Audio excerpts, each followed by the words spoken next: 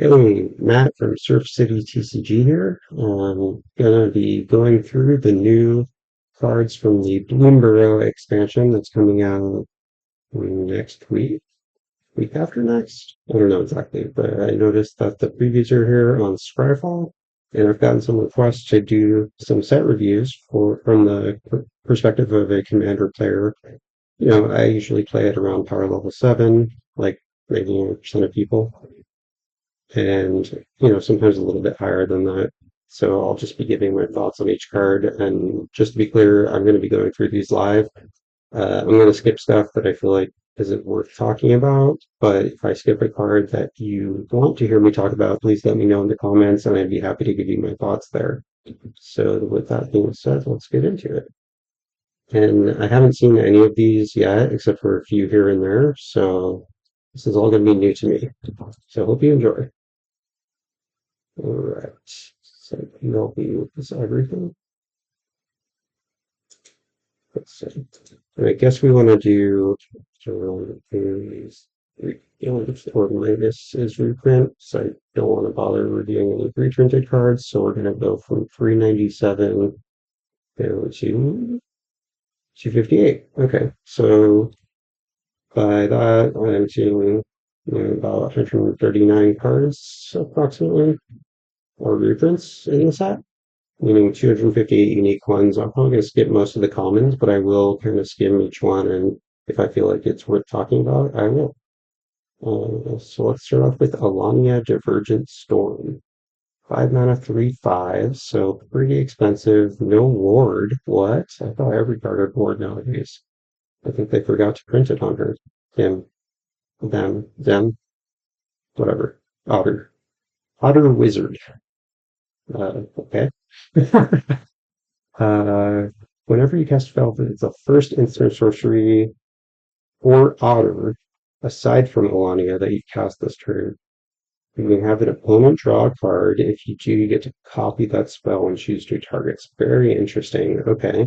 So this is definitely Commander, not a legendary that I think you'd put in the 99. Although you could throw it in a casual Storm deck or something like Zapai. I think this could be fun in the 99. But I mean, typically, like this looks to me like a base of a deck for itself. You can copy your first otter spell that you cast each turn. I still don't know if there are really any relevant otters, but let's just take a look. I'll sort the EDH track here. All right, so we're mainly concerned about blue, red.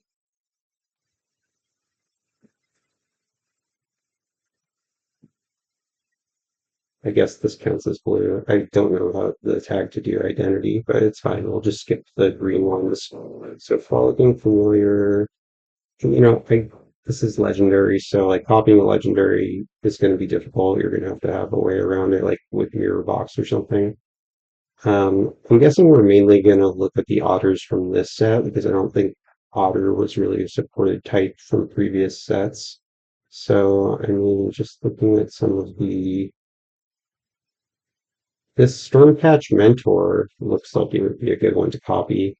It's going to reduce your spells by 2 if you have 2 of them, obviously, and then 2 of them with haste and prowess. That seems quite powerful. This looks like a card you'd want to include in the Alania deck. This one gives 2 untapped triggers. This is pretty good, really good actually. You're casting non-creature spells as though they'd flash. Doubling that effect is not that relevant, although having redundancy on it is nice. In case they kill one, you still have the other. But then whenever you cast a non-creature spell, you get to untap all of your birds, frogs, otters, and rats. They get +1, and yeah, you're going to get 2 of those triggers if you have 2 of these out. So yeah, I mean, I'm not going to go through every otter here, but I'm guessing that there's some fun synergies with Alania.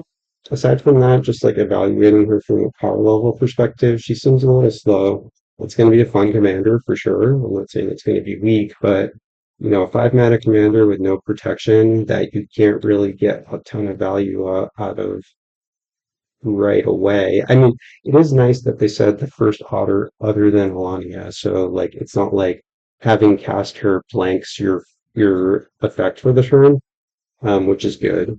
So as long as you had not cast an instant or sorcery prior to casting her, you can get a spell copied right away.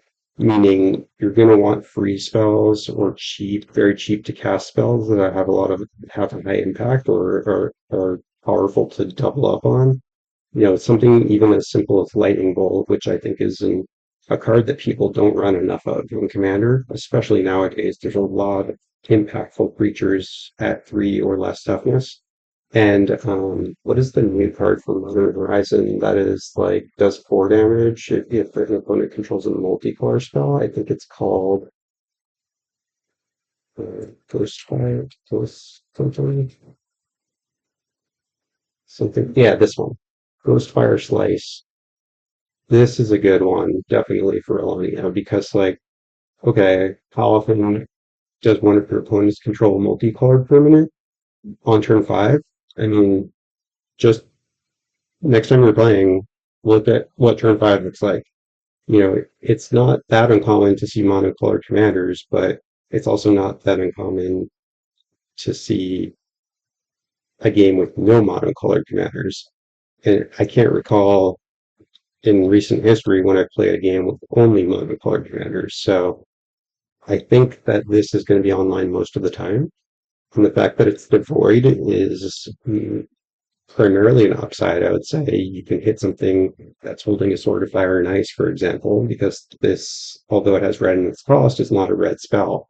And, this is sweet. Like, this can go face too. This card is really good. I know I'm getting a little off topic here, but I love this card. I'm going to start jamming it in more red decks because I think decks just need more efficient targeted removal.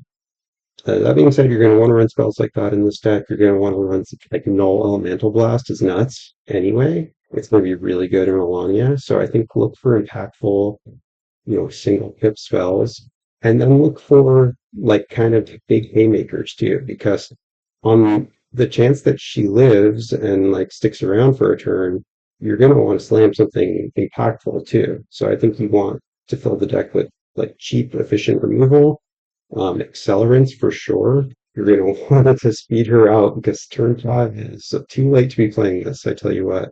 You're going to want lots of moves in this deck. I think it could be fun. I don't think it's that good. It's going to be bulk bin. I will tell you, I'm not an expert on this. I'm an amateur speculator at best, but I've been playing for a long time and I do keep an eye on prices. So, like, I don't know how accurate these prices here are, but we're still like 2 weeks ahead of pre-orders. I'm just going to take a look at one of them just to see what it looks like here.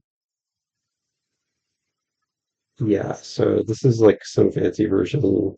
I'm sure it's a little bit more, but I would definitely not be paying these prices. Like, this is going to be a bulk bin rare, I can assure you. So, unless you really, really, really want to play with an official copy right at release, just do yourself a favor and wait to buy these. I'll tell you if I think a card is worth pre-ordering or getting early because I expect the price to go up. But the price on almost everything ends up going down. So just keep that in mind. Okay, let's keep going. If I take that long on every card, it's going to be like a 10-hour video. So expect a 10-hour video. Okay, just for going to the draft chat, it looks like. Okay, I do like these class cards. I've seen a couple of them. I have not seen this one, so let's take a look. Artist's Talent. 2 mana enchantment. So those of you who have not seen these before, they well done them once or twice, I think. They're really fun and cool. I really like the look of these and how they feel and how they play out in games. I think you can proliferate the class levels. I'm gonna just double check that. Uh,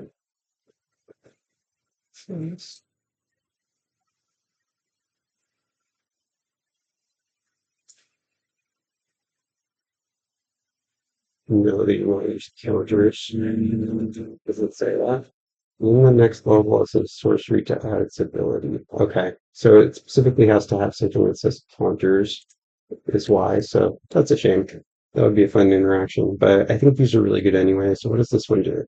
Level one. So for 2 mana right away, you get it at level one. And then the important thing to remember is the levelings at sorcery speed. I remember the first time I played one of these, held up the mana, tried to do it in end step, and nope, got corrected. And that table was pretty jerky and wouldn't let me do it, even though I didn't know. So hopefully that doesn't happen to you. PSA sent.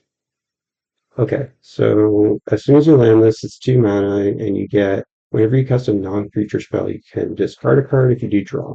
So it's a looting effect. These are, in my opinion, more powerful than people give credit for. It's not card advantage, right? You're not netting any cards, but when you think about how many times you have dead cards in your hand or cards you actively want in the graveyard, stuff with flashback, stuff like anger that just you want in the graveyard, you want to discard it. In a reanimation deck, this card's going to be very powerful because it's like, boom, you can immediately put your threats right in the graveyard where you want them. In a deck like I built the new Melik, like something researcher, I can't remember his name, but he's the newest one. That deck wants to fill its graveyard quickly. I have an Eris deck. That deck wants to fill its graveyard quickly. There's a lot of decks that want cards in the graveyard, so stuff like this is very strong. Um, so that's a decent effect. I wouldn't pay 2 mana for it if that's all it did, though. But you pay 3 more, so then you've got 5 mana invested into it, and now your non-creature spells cost 1 less to cast. This is very strong. I, you know, I could be misremembering, but I don't know if they've ever done this before. There's definitely been like the closest thing I can think of is Jorah's Familiar, and that makes historic spells cost 1 less. But most of the time, it's either instants plus sorceries, or creatures, or like one specific type, or choose a type, or something like that.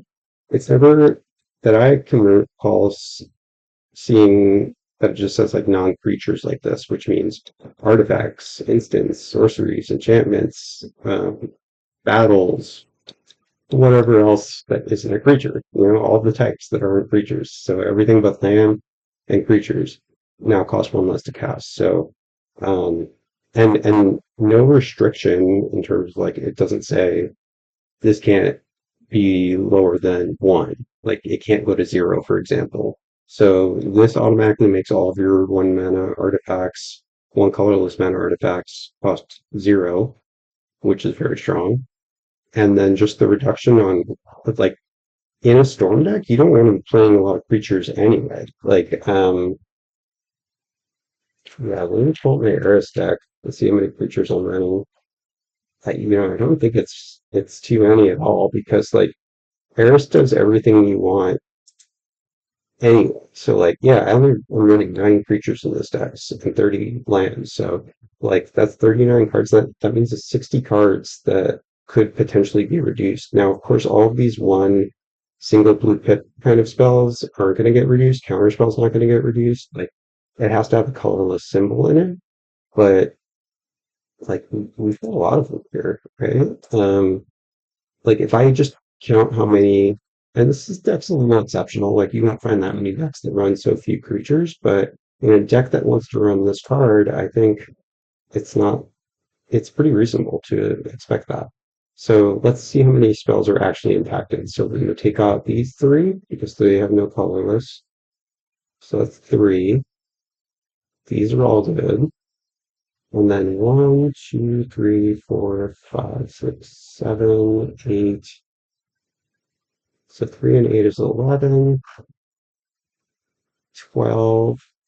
So 12 out of the 60 non-creature spells in this deck, this won't help, meaning the 48 remaining will be reduced.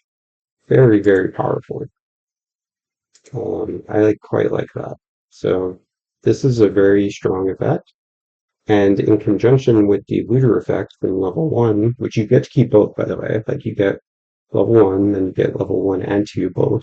And then what's level 3? So if the source would deal non-combat damage to an opponent or permanent, the source you control. Okay, so not just like everyone's, that would be crazy. So if one of your sources would do non-combat damage, it deals damage plus 2. Okay, so that costs 8 mana. So before you like get out your pitchforks and say, "Oh my god, this is so pushed and power creep and whatnot," like it's 8 mana to get you there. So like and this is all sorcery speed. So if someone levels this up to level 3 and in response it gets Nature's Claimed, like that feels real bad because like that's 8 mana down the drain. And I'd do it. Like this is at level 3, you're going to be going off because your spells cost one less. You're looting, so you're like discarding all the like land that you draw that you don't need, and you're just like all gas all the time. And God help your opponents if you have something like Teferi's Ancient's Insight in play, which is like gonna draw you an extra, like double all of your non-draw step draws. So like then anytime you cast one of those creature spell, you discard a card. If you do, you draw two. So tons of synergies with this card. I really like it. This is going to be a good one. So keep an eye out for this. It's going to be this I see being a commander staple. It's going to fit in a lot of decks. All right, what is this guy doing? 2 mana, 1/3 vigilance. Can't be blocked by power 2 or greater. Okay, so he's got like super skulk. So even if he gets bigger, still can't be blocked by creatures. Okay, so only creatures power 0 and 1 can block him. And then when he attacks, so not even on damage, but on attack, you get to like shrink. I forget what this kind of effect is called, but you get to like hex it or whatever. So an artifact creature or planeswalker loses all abilities until your next turn. Wow. If it's a creature, it also has base power toughness 2/2. So it basically can make a thing unblockable, or a thing so it can't block, because you turn it into a 2/2, and then it can't block your Azure Beastbinder. It can also an opponent control. So yeah, it doesn't even have to be the person you're attacking. So if the person you're attacking has a board of 1/1 death textures, for example, and you can't really get in safely, you can just send at someone else and then still use his attack trigger on a different opponent. And that makes this very flexible. I like this card. It has vigilance, which I mean, vigilance is always underrated in my opinion, but on this card, doesn't really seem that good. Maybe if you had death touch or something, but like, okay, you're leaving back a 1/3, who cares?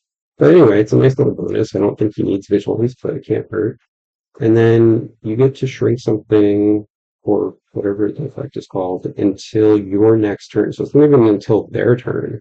It's until your next turn. So that's really painful. Like this is a scary card. I would hate to see this on the other side of the board because if they wanted, they can just keep turning your commander into a bear every single turn as long as this is able to attack and not die, which is going to be like all the time. They can only block with 1 power creatures. How are they going to kill this? How is anyone going to kill this ever in combat? Like you're going to have to spend. Hey, I was just talking about lightning bolt and how good it is.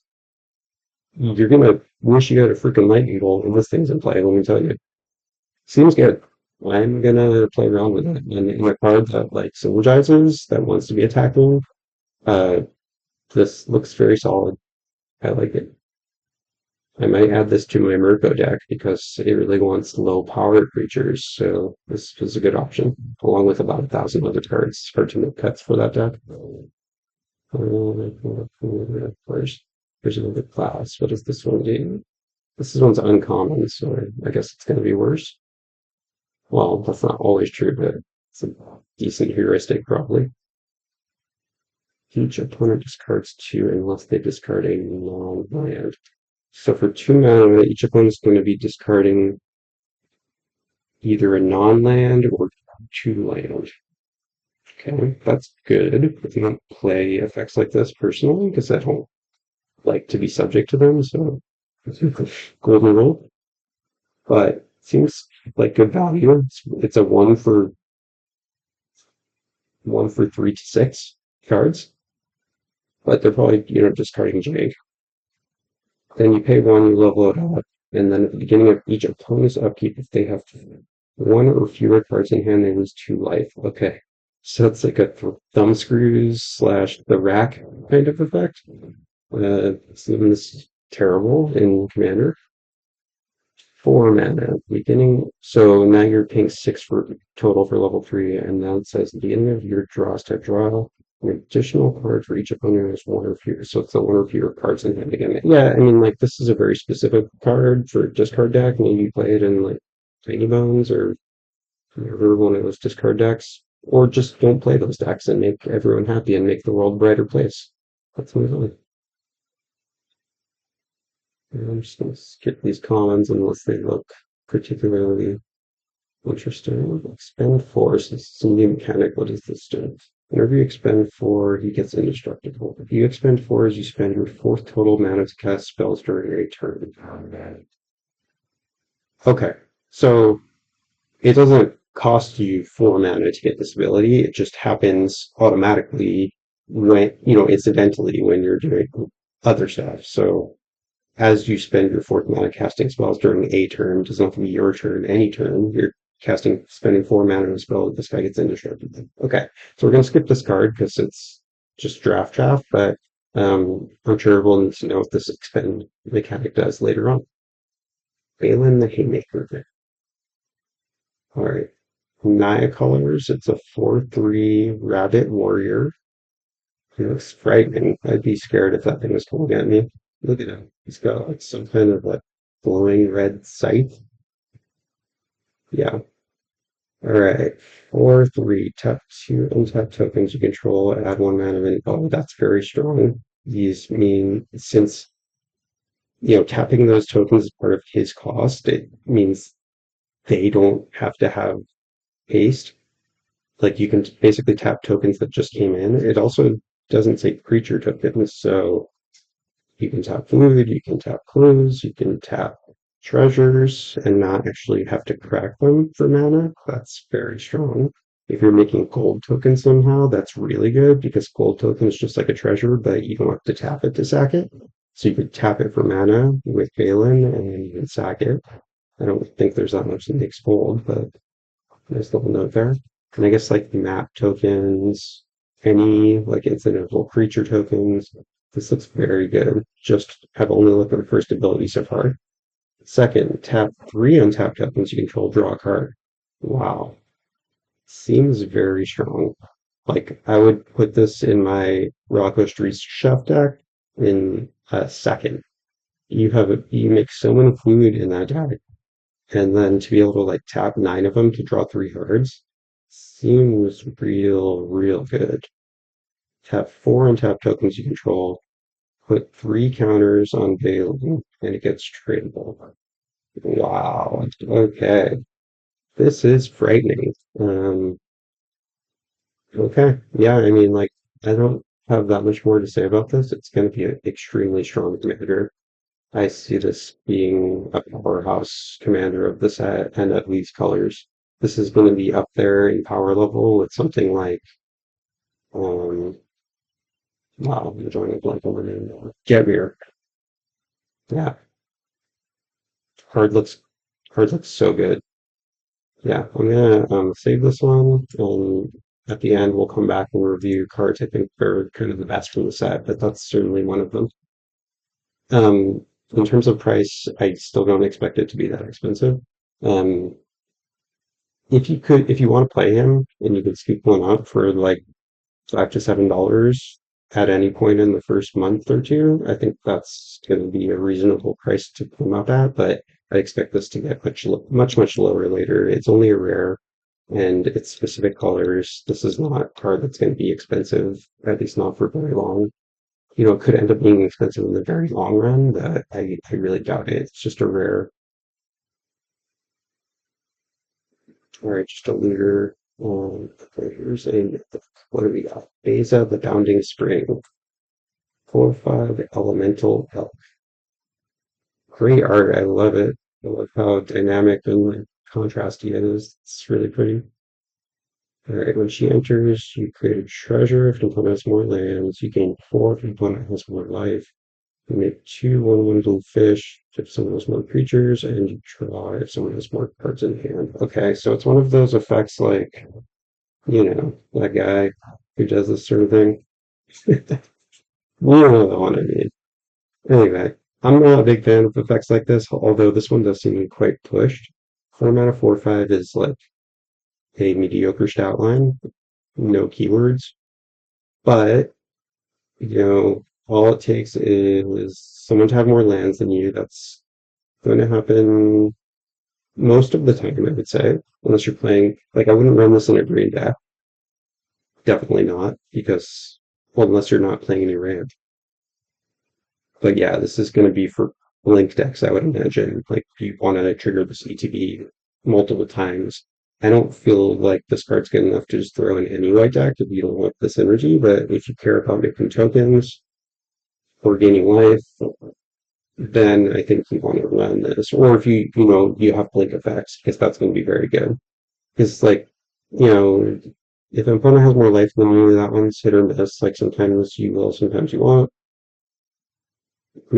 So the most important things that those are going to want the most are drawing a card. So does an opponent have more cards in hand than you?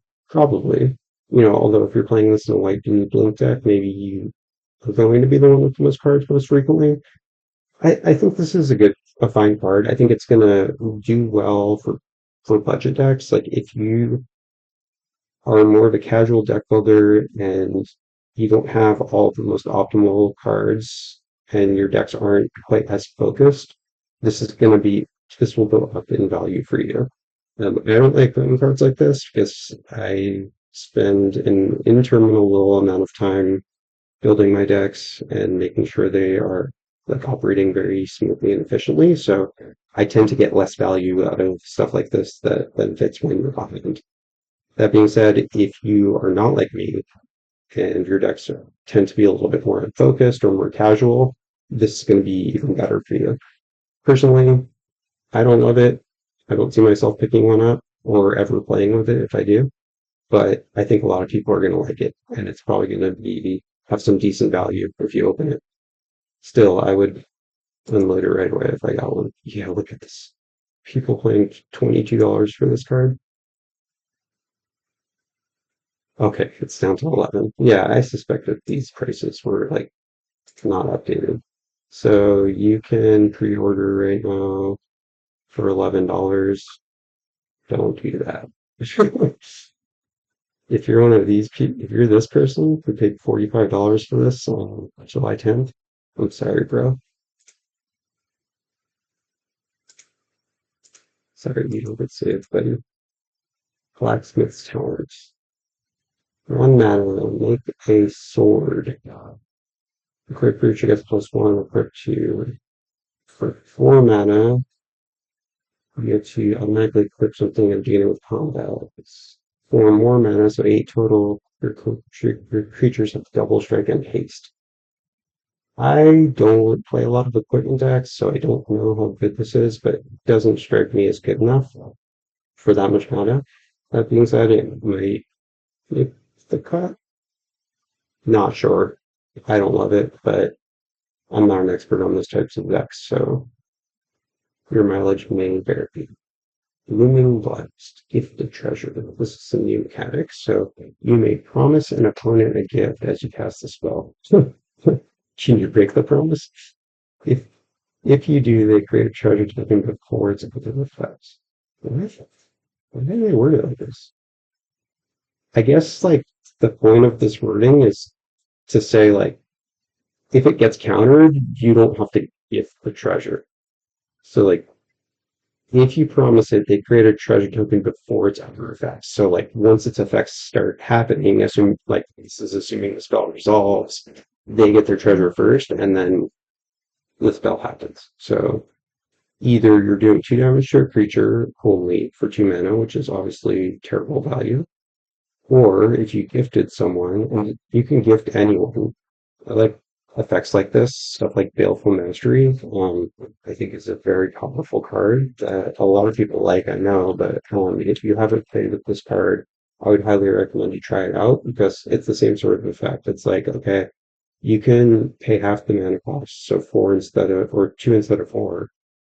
But if you do, you have to gift someone a card, right? And it doesn't have to be the person for whom you're exiling their thing. So, like, I'm going to exile this Archon of Cruelty that opponent A has, but opponent B is like the casual player that no one like is scared of or is not a threat this game, or the person who's mana screwed. So I'm going to let them draw a card because I want to be their ally, or I want to just like help them out of a jam. So not only are you like removing something, you're getting to pay half the cost, and the gift, so to speak, is not necessarily even a downside for you. It could be a like powerful political effect. So I do like definitely like cards like this that give you this sort of option that could even still be a good thing for you. So if you gifted, you also deal three to that creature's controller. Okay, this card's not good enough for commander unless you really want to be giving people treasures for some reason. But yeah, this looks like a deal. So we'll skip it. Activates from your graveyard, which is interesting, but it's not good enough. Okay, so one cash every year. Pull one night to draw a card.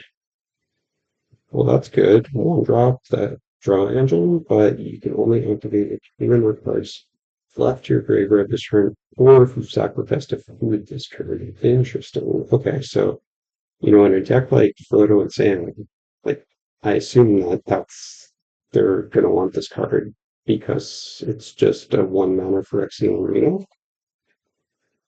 That is a little bit more flexible in some ways and less flexible in others. Seems good. Not great, but in decks that are sacking food pretty easily and readily, I think you're gonna want to play this card. Looks pretty good. Skip these other commons. Ooh, this is a very common, but I see a red Monador, which is not something that you see very often. Raising Collector, 2 mana 2/1 with the first strike, which is not irrelevant, especially against all these 1/1 tokens. Whenever he attacks, you add one, and you get to keep that mana until end of turn. So, like, you don't lose it since you made it in combat. Like, what is the old Rada, the 2 mana one that gives you like 2 mana when it attacks, but doesn't have this clause, so you like have to use that mana in combat. That card is so frustrating. It's like, oh, it could have been so good if they just added this. But yeah, I like this card. I would possibly run this in a mono red deck. Probably not. I don't know, actually. It's okay. You're gonna have, like, if you have ways to get through, like, if you're playing an equipment deck, I think this is great because any way to buff him, if you get him up to 4 or 5 power, all of a sudden you're never going to do that attack with a 5/1 first strike. I mean, never say never, but like it's going to be pretty easy to get through with him, and you're going to be want to be swinging an equipment deck. So in a lot of decks, I'm this is a card that is very flexible. I like it. I see myself picking up 48 copies just to have for my personal collection because I think it's going to be run in a lot of decks. A lot of aggressive decks are going to want this card. Anything that doesn't have green, probably like red white decks, red black decks primarily, but looks okay. Like nice budget card, like probably. I like it. Ria Riptide Rogue. I remember seeing this card like a long time ago, the art for it at least. So it must be good or important to the story or something. 4 mana, another otter. See like surfing in the sewers or something? It's like a teenage mutant ninja otter. Okay. For sure, for sure mana, sorry, 4 mana, 3/3 prowess. Other creatures you can control have prowess. That's scary. Whenever you cast a non-creature spell, target creature removal can't be blocked if target. Okay. So this is aggro central. Like, if you're a fan of Balmor, Battle Mage Captain, or Vayran, Voice of Duality, damn, this card goes ham in a Vayran deck. Yeah, like all of your stuff has double prowess. Yeah, this card seems very good. Um, very, very good. It's no, what is the bird that makes spirits? The Jeskai one. I think that's still better, like in terms of just like sheer power of commanders. But this looks really good, and the part about making a creature undockable is really strong. Means you could run stuff like Brazen Collector and not worry about it getting killed in combat. So, um, yeah, I see a future of dying to many surfing Riptide Rogue Otters. This looks really strong. If you are against this commander, and he's got no protection, so you're going to want to knock him out when they're tapped down, because otherwise you're gonna get shredded. Builder's Talent, another uncommon one. I wonder if it's as bad as the other ones. 2 mana, make a 0/4 wall with defender. Okay. Two. Level 2 costs only 1 mana. Whenever you one or more non-creature, non-land permanents. So, okay, so like enchantments and artifacts primarily. When an enchantment or artifact enters, you get to put a +1 counter on a creature control every time. No restriction to how many times it can happen a turn, but it can only happen once if all the tokens are entering at the same time. So if you make a bunch of treasures all at the same time, you'll still only get 1+1 counter, but that's still very good. Like if you have a way to like consistently generate tokens, seems really good. And then for 5 mana, which means you put 8 into this total. When it becomes level 3, you get to return a non-creature, non-land token from your graveyard to it. So you get to reanimate an artifact or enchantment. Okay, so it's like one of these classes. There's a few like this, like artificer classes like this too, where it's like you're pretty much most of the time going to just be playing it for the level 1 and 2. And then sometimes you'll be flooded and you'll get it to level 3 and it will give you some incremental value, but like mainly you're going to want this for the level 2 effect if you have a way to make consistent tokens. So if your commander is giving you lots of tokens all the time, then you're going to want this card. Otherwise, it's probably not good enough. But seems pretty good. Mm, wow, this is pushed. Talk about power creep. Look at this card. Star, 2 mana, trample, equal number of creatures you control. So that's pretty good. Throw this in a Kadira deck and go to town. It's going to be a big scary guy. Like, Turner going to eat your heart out. Again. Okay, new mechanic, offspring. Pay an additional 2 as you cast the spell. Okay, so offspring is not always 2. This one's 2. So you pay 2 when you cast him, so you pay double his cost basically. If you do get a copy, that is a 1/1. Okay. Interesting. When this creature enters into the forge, another mechanic, forge, exile 3 cards from your graveyard or sack a feed. Okay. Man, a lot of keywords to remember. I thought this was a beginner set, but that is kind of like just a fallacy based on the cuteness. There are a lot of keywords so far, and nothing seems really that simple. But that's okay. We can take advantage of complex mechanics and depth of mechanics. When this enters, you can forge. So, okay, so both of them, if you pay 4, you get the original, which is 2/1, and the copy, which is a 1/1, but then you could forge on both of them. So you could sack 2 foods or exile 3 cards or 6 cards or some combination of both. And then they become a 4/3 and a 3/3. So that'd be 4 mana for 8, 7, and power. I mean, this looks like a draft card, pretty much. I don't think you're going to play this in the focused commander deck, but Seems like good value regardless. Or Long Ear of the Law. 6 mana, 4/4 Rabbit Soldier. I thought it was a dog. I don't know why. I guess just based on the name, it doesn't look like a dog. It's like a chunky rabbit, which is what it is, I suppose. Look at this guy in the background. It's the otter with the like crystal ball. I don't know what the hell's going on with the set. I kind of like it. I think that's how everyone feels. All right, when Burke enters, 4/4 vigilance for 6, so pretty bad stats.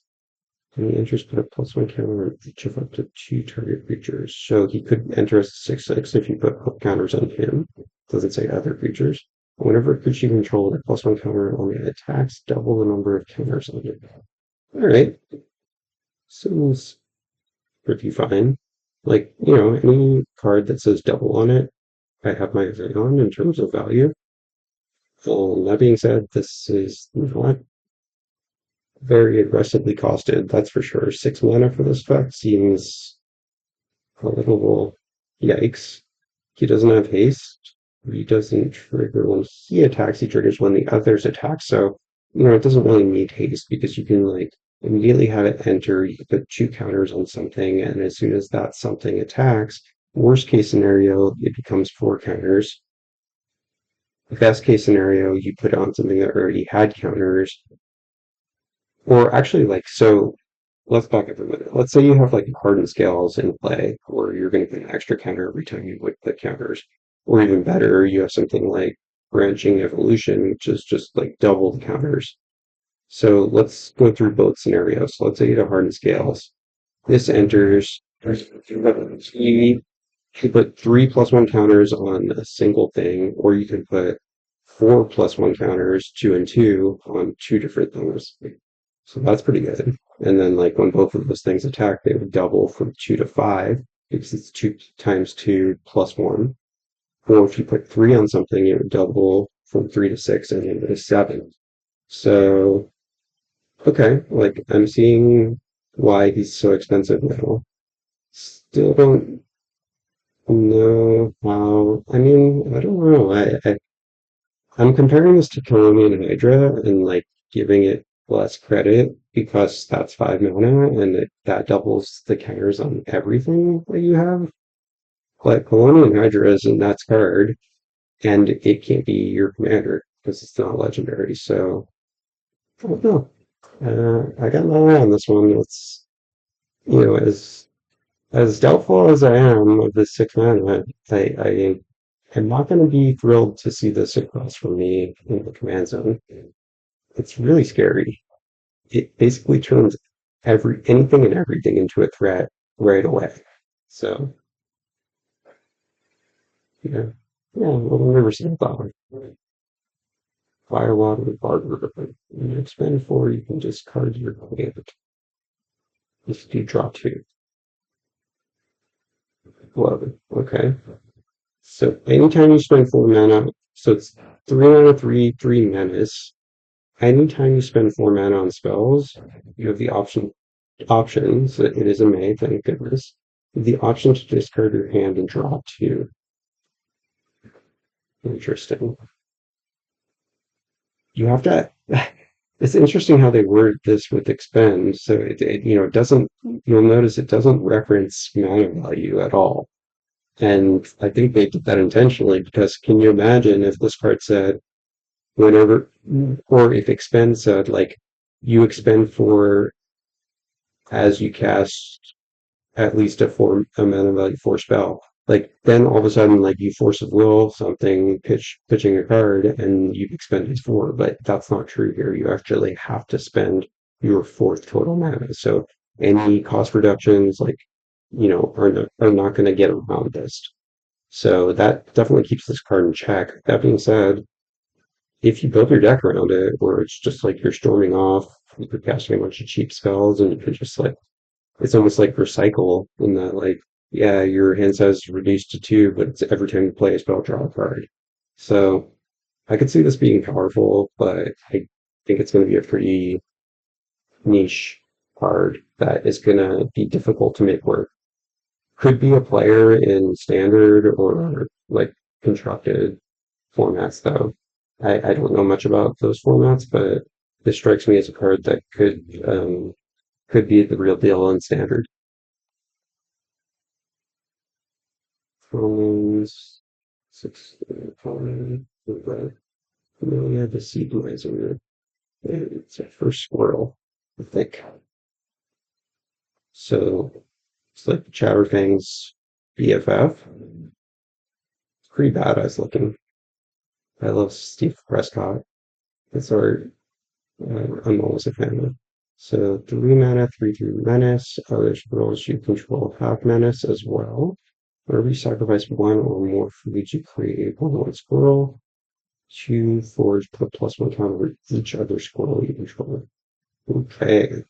Wow. So definitely an engine card. I mean, uh, I'm sure there are tons and tons of combos with this. This is going straight in Chatterfang for sure. And any deck that is running squirrels or ways to make squirrels is going to want him. I mean, I don't know there's much more, not much more to say here. It's just like very good card. It's a Lord of an Anthem effect. It also gives some miss, so lots of evasion for your tokens. Scary card. Looks really good. And that forge ability, yes. You don't even have to tap him to do that. So you can do that 2, 3, 4, 5 times in one turn if you have enough mana. Frightening. Very frightening. And like whenever you're sacking the foods to forage, oh my god, I didn't even realize that whenever you sacrifice one of the foods, you make a squirrel. His forage ability sacrifices one or more squirrels. So on end step, you're sacking a food, trigger, make a 1/1, and then put a +1 counter on it and all of your other squirrels. Yikes. That's pretty scary looking. Keeper's Torn.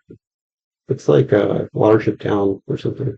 3 mana class. Whenever one or more tokens you control enter draw a card triggers only once each turn. Oh wow. Okay. So that's just like Benny Brack's Zoologist, which is a phenomenal card. Wow.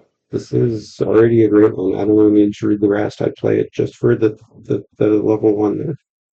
Right, level two, create a token that's a copy of the token you control. Okay, so you populate. And then level three costs you 4+4, 8 mana total. Creature tokens get +2/+2. Yeah, this is a real good one. You're gonna see a lot of this card.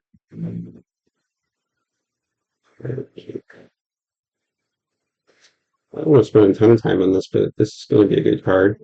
I mean, people play Servo Schematic, so if you're running white and you would be playing Servo Schematic, this looks strictly better because it does the same thing as making you a 1/1 rabbit. You also get to scry one though when it enters and when you sacrifice it. So like you don't get the effect if it's wiped like you do with Servo Schematic, but like that doesn't really matter that much. And it has a sack outlet built into it, unlike Servo Schematic. So yeah, this seems really good. It looks pretty gross. I mean, there's leaves in this cake. I guess the rabbits would want it. Yeah, those rabbits are about to go ham on this thing. Oh shit, is that a wolf holding it? Uh-oh. Lemon to the worry watch. That is hilarious. 3/3 vigilance. Whenever Clement the worry word or another creature you control enters. So when he or another creature enters, return up to one creature with lesser mana to owner's command. You have to do that. So it's like a Cloudstone Curio on a commander. That's scary. And powers you control can tap for green or blue, but only for creature spells. This one's tough to evaluate. My inclination is that there's going to be some crazy combos with this card. It looks like a potential CEDH commander. I don't know what those combos are, and they did kind of like a little bit of slow down on it by saying it has to be a creature with lesser mana value. So that definitely shuts down a lot of potential infinites with them. But um, this card looks like combo central.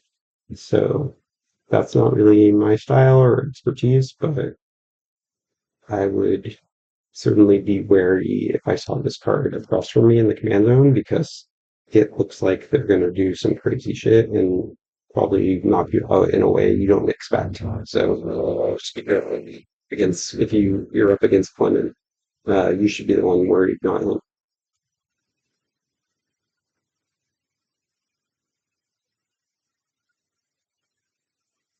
Clifftop Lookout, 3 mana, 1/2 reach. When it enters, reveal from the top until you hit a land that comes in tap. Wow. So this is like, what is Elvish Tribute Loader?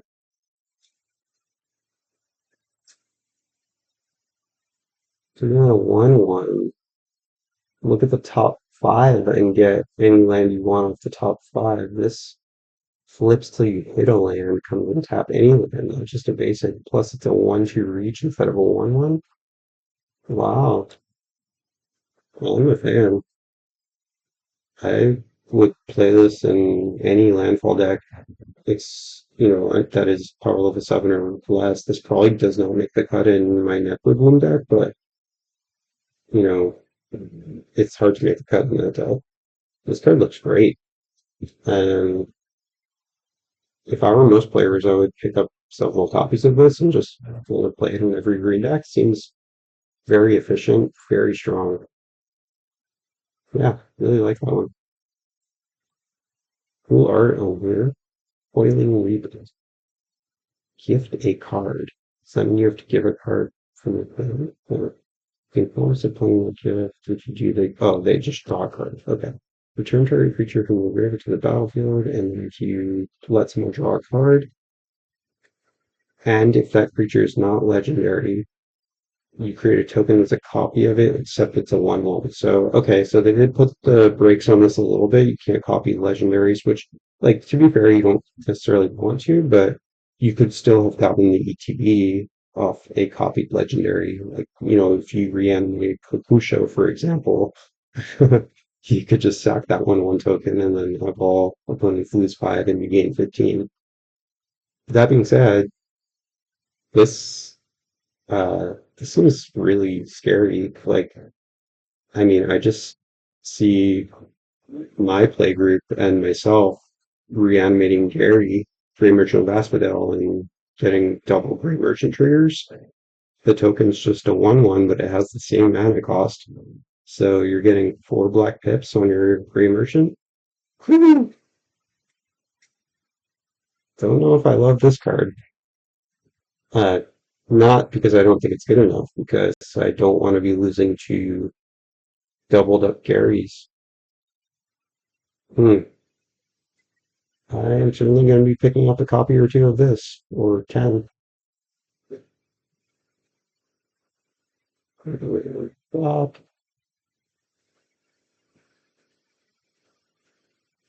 Keep going.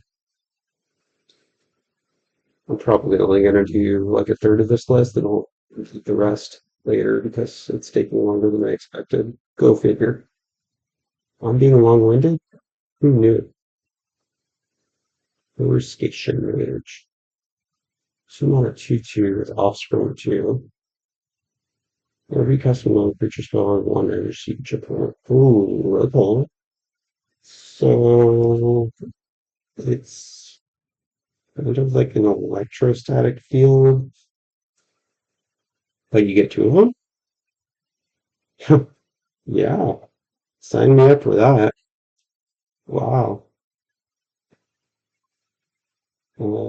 I guess I think Gutter Snipe is only on instants and sorceries, so yeah, this seems really good. It's just another one of those effects that is going to make those storm decks or what is the Warhammer god? Kirsten Starn loves this card because each otter is doing 1 damage to each opponent. So like every non-creature spell You're doing 6 to each opponent with Pearson Storm? Wow. Or what is the Obnixilis Captive Kingpin? Yeah. Woo! This card looks OP AF. I like it. Little Claws Heist. Oh, that's the guy that's gonna kill those rabbits. He's the one with the carrot cake, huh? Or baddie. Look at that egg. I know nothing about the set. I didn't even watch the video. I heard it was cute though. So forgive me if I'm like having no clue what the hell's going on here. Cruel Claws Heist. Give the card. I promised to implement a card. Discard thing. They reveal their hand, you choose non-land. It gets exiled. If you gave an opponent a card, you can cast it. None of any type from used to pass. Meh. Whatever. We have a million effects like this. Doesn't seem that special.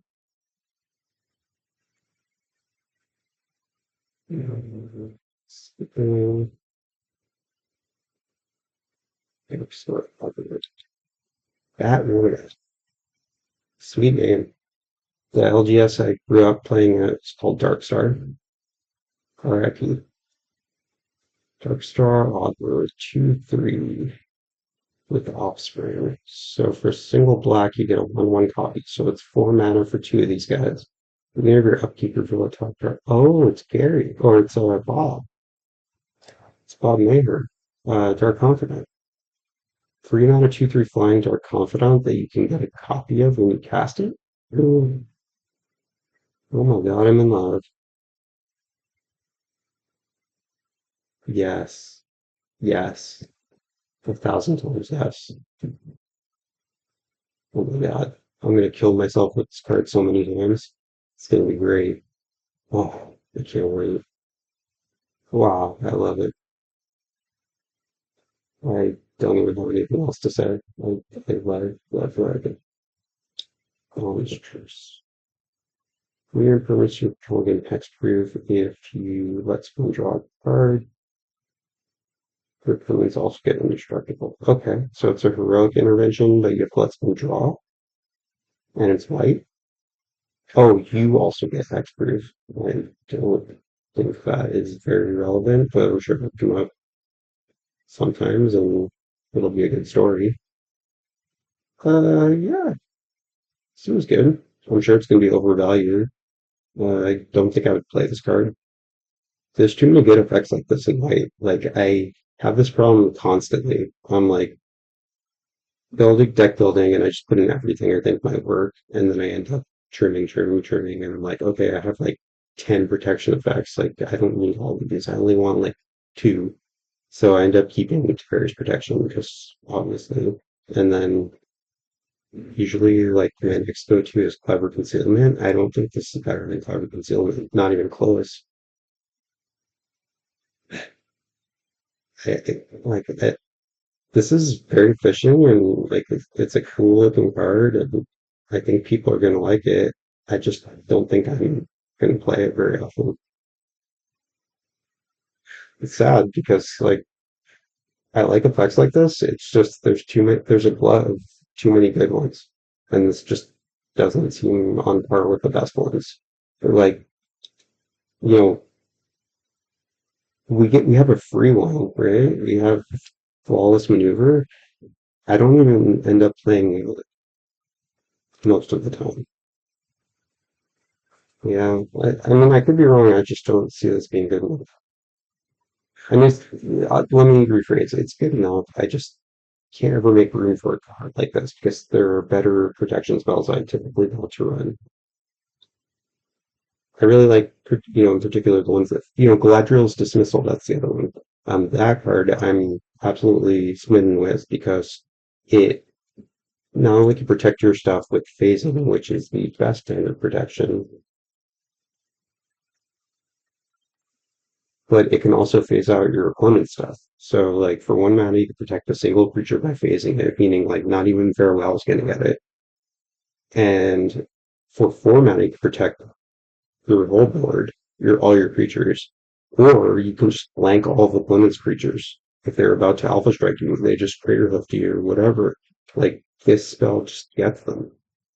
If you need to phase out or Dramatic Magistrate because some opponent's being a dick, this gets you there. Like, I love spells like this. Spells like Slip Out the Back. Like, if you're following my deck list, you see I run that card so often because it is the same sort of effect. It can protect your guy from a board wipe or target removal or whatever you need, or you can use it in a pinch on an opponent's creature to stop a lethal attack or like get through when you need to get through. And I just love the flexibility of cards like this. And sadly, that means for cards like Dawn Struce, I just don't, I can't make room for a card like this. You can only have so many of these effects, and there are many that I prefer over something like this. But, if you like Olympics card, if you play Heroic and Intervention in a lot of decks and you really like it, then I think this will play well for you.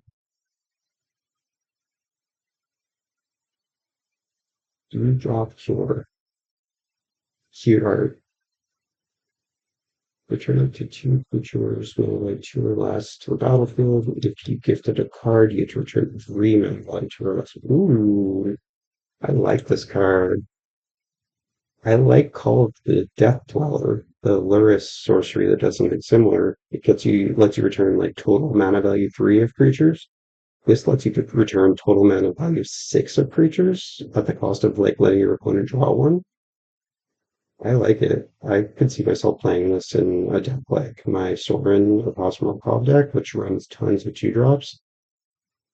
Yeah, I think this looks really good to me. I see myself playing this one.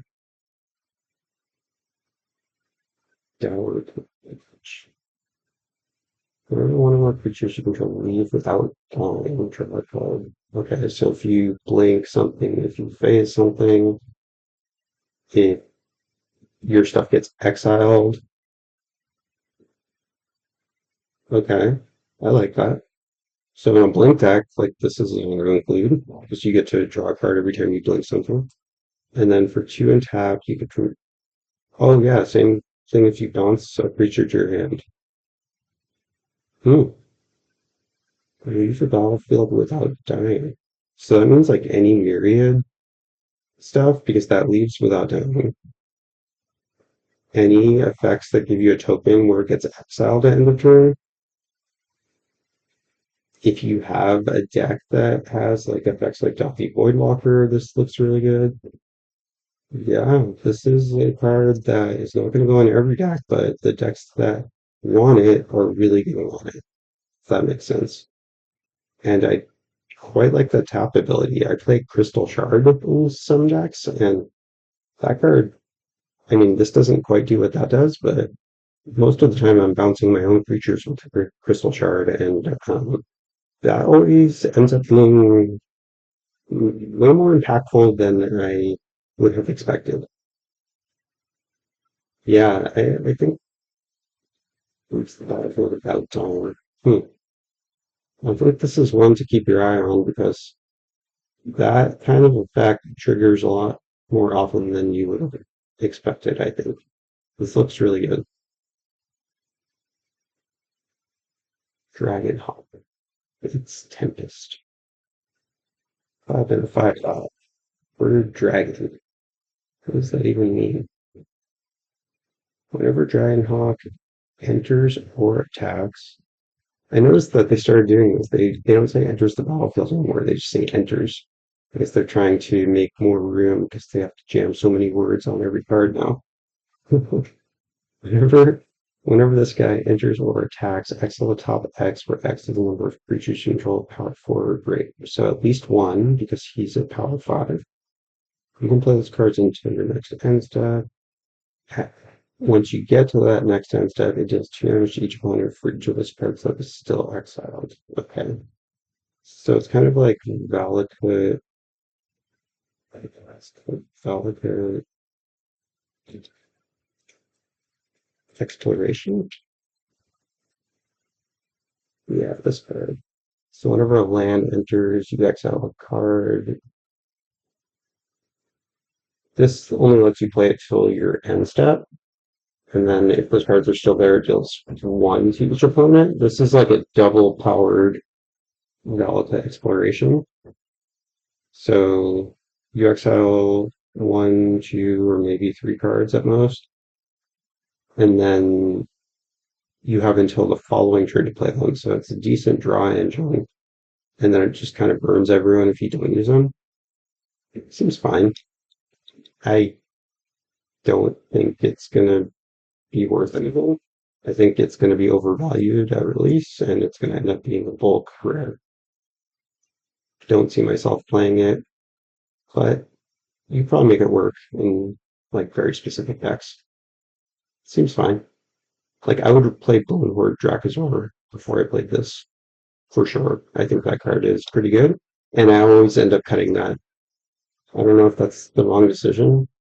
It's maybe just not my style, but it's a 5/5 flyer for five, so like the worst case scenario is still not that bad. I don't know. I feel like just random creatures, even if they're efficient like this, I don't see myself running them that often. I don't see them across from me very often. I feel like Commander is more about synergies now.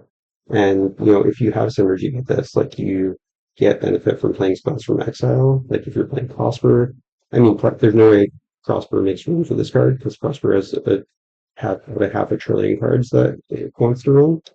But if you have a deck like that, and maybe it's more casual, or you like birds or dragons, I don't know. I'm not going to play this card, it's not for me, but it seems fine. Dream you and transfer. 4/3/4 reach. Frog wizard. When it enters, tap up to one target creature and put 3 stun counters on it. If you control that creature, draw 2. Okay, so it's a 4 mana removal question mark spell.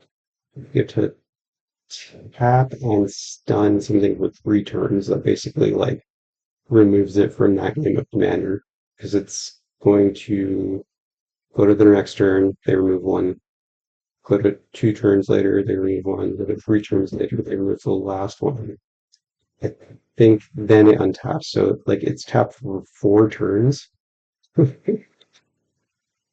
have to say, I don't love that this is the second card I've seen. We're only on letter D right now. That kind of can just take someone's commander out of the game kind of forever. Don't love to play against effects like this. They kind of ruin your day. You could stun your own creature to draw 2. I don't know. Seems like it's a card that I'm never, ever, ever, ever going to play. But someone's going to play against me and I'm going to be pissed. So, yeah, stay tuned for that to happen.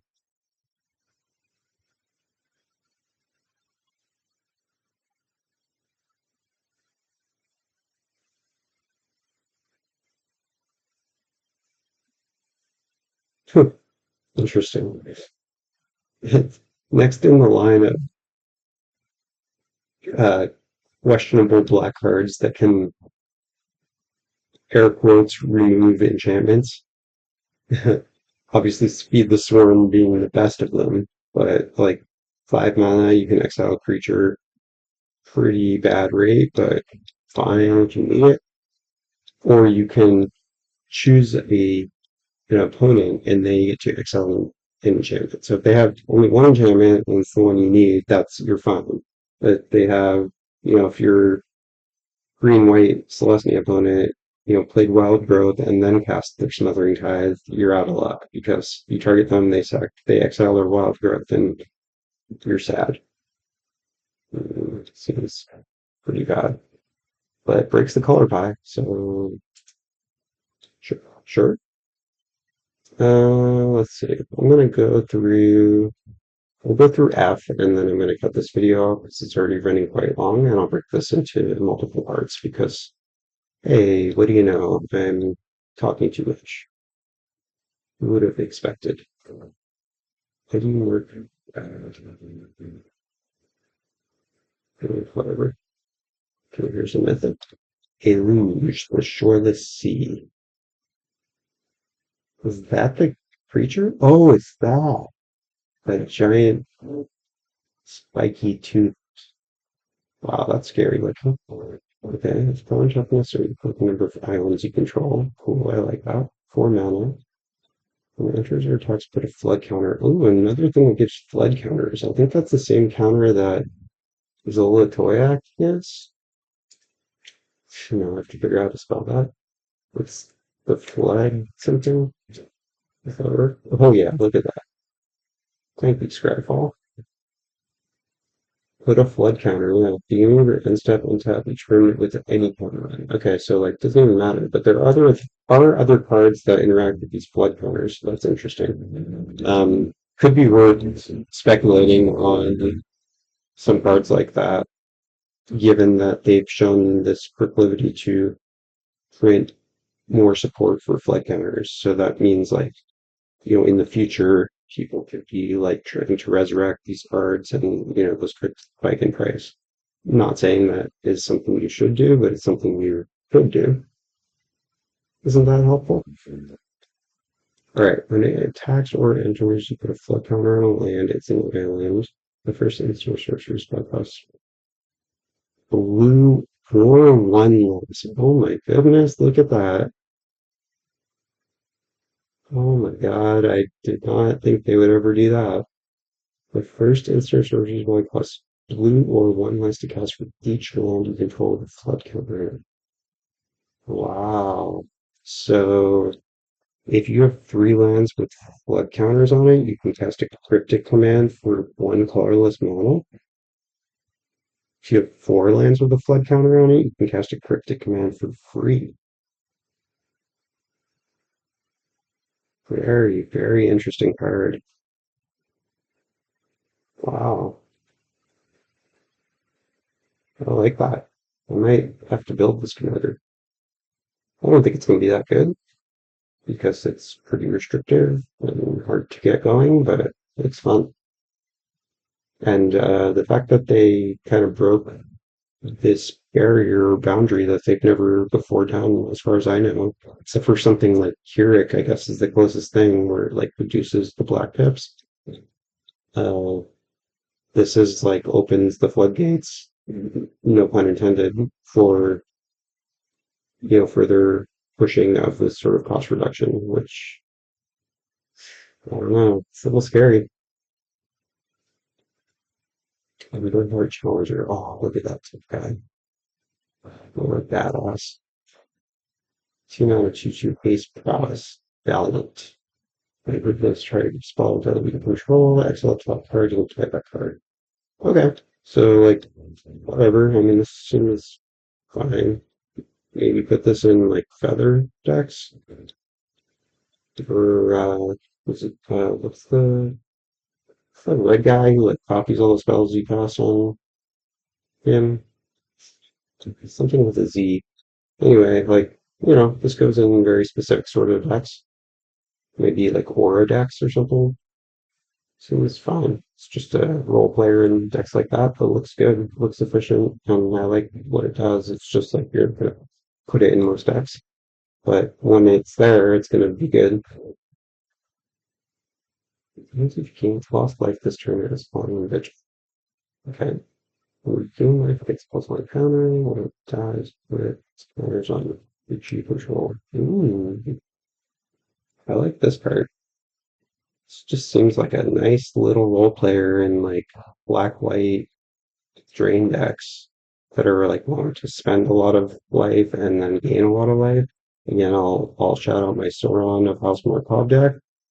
This is going straight in that deck. In fact, let's go ahead and just add that right. Yeah, what is it called? Passage chamber. So I don't forget. This guy I put in the sideboard for. Yeah, this is going to fit right in the stack because we have a lot of cards that we pay light for. So I think it's going to be a good. I like that guy.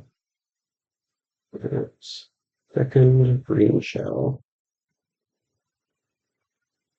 5 on 4/6 reach. Control 10 or more your creatures get +2/+2. Okay. That's cool. I like that they're giving different win cons for landfall decks that aren't just like make a million tokens, like every single one that already exists. Like I like this that they're like kind of pushing some different areas. It's like landfall decks are obviously very good, but no question they're strong. But they do get very old. It's like, okay, I play 100 creatures, or I play like what is that big thing called? Avenger of Zendikar, and I just like kill you with a bunch of plants or clear health or whatever. So this is cool. It's like a little bit of a different avenue. When it or another creature you controls with greater toughness than power enters, look at the top. If it's a land, you don't battle the tap. Otherwise, you put it into your hand. Okay. So it's kind of like a Thrasios effect. Anytime you play a big butt dude. So anything where its toughness is higher than its power. Okay. So kind of a built around commander. Seems pretty meh, but I'm sure some people will like it.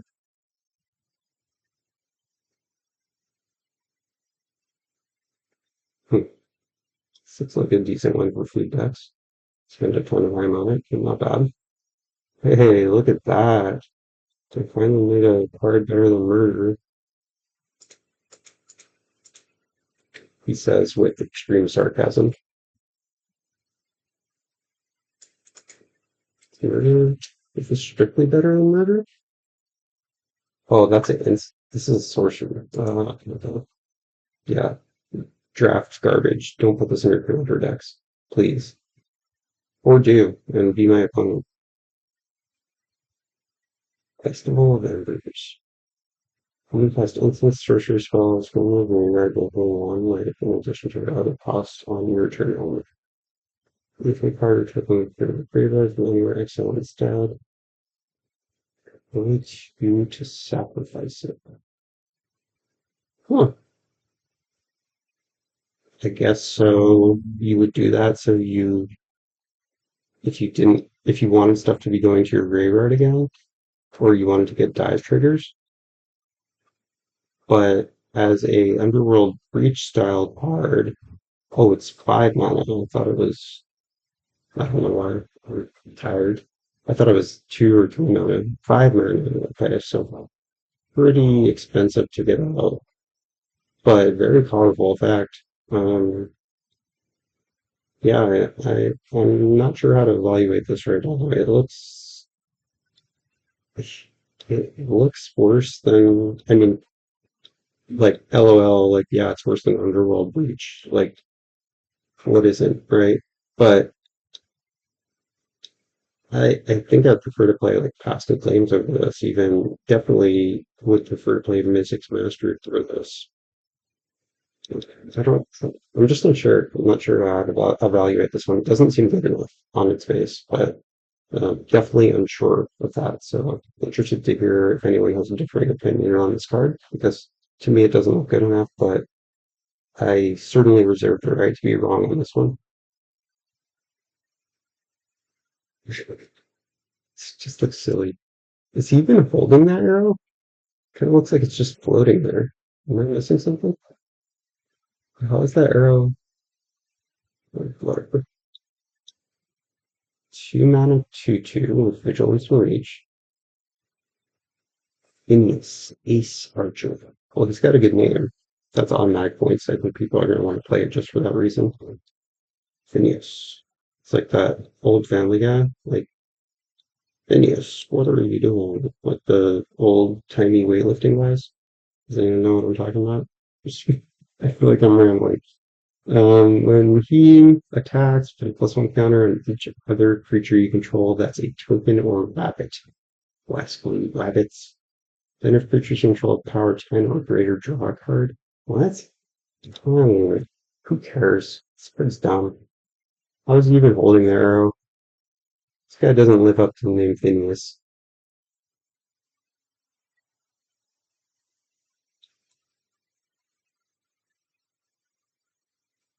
Mm, this is cool. I like that they're giving these mana making effects in colors that don't normally get them. So like second main, it's kind of like in the head. Second main, if someone lost like this turn in a opponent, you get 2 mana, Rakdos mana. Seems sweet. I would run this in like any aggro deck. Like I'm building Alesha who smells at death. I think this goes in that deck. Seems pretty good. I'll just add that very much. Yeah, I'll get it later. I just don't need to sit here watch me add cards to my decks.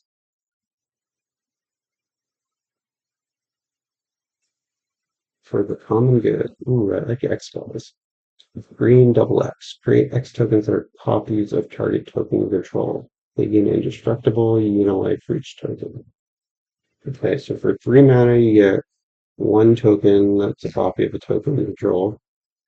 Let's say you're copying like 4/4 beasts from Rampaging Baylots or something. Or like I guess you'd want to play this in a commander that is making tokens. Like let's say you're playing the 7 mana on let's evaluate it in that light. So he makes 5/5s. So you're making for 3 mana, you're making a 5/5 that will get indestructible. All your tokens will get indestructible till your next turn. That's pretty cool. So you can kind of overextend with this and not worry as much about it. It's like a pre-protection spell. And so like you're playing on math, you already have 3 or 4 elementals on board. You don't want to overextend, but you feed 5 mana into this, so you make 2 more.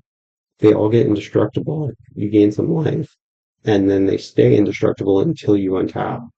Seems good. Just a role player sort of card. I don't see it going in like every deck, but I think it will go in a lot of decks, and they're going to like it. Love to see rare lands. What do we got? Fountain Port. Oh, makes colorless. Doesn't come in tapped. Automatic bonus points. 2 tap, sack a token, draw a card. Okay. I like lands that are sack outlets. We don't have enough of them, so I like to see more. You can always have tokens, but that's okay. 3, pay 1 life, tap, create a token, so it can make tokens to sack. So it's a draw engine in and of itself. 4, tap, make a treasure. Oh baby, I like this land. Yeah, I see myself putting this in a lot of decks. It would pick me up a few of those. I like it. I don't think it's that good, but it's not good. All right, then we're going with that. So I'm going to wrap it up. This was a long video. I hope you enjoyed it. Please give me some feedback. This is the first video like this that I have done, and I know I spent a little more time than maybe some creators do on some cards, but hopefully you enjoyed it. And let me know if you have any comments, feedback, or things you want to see in future videos, and I will complete this series in a couple more videos coming soon to a YouTube near you.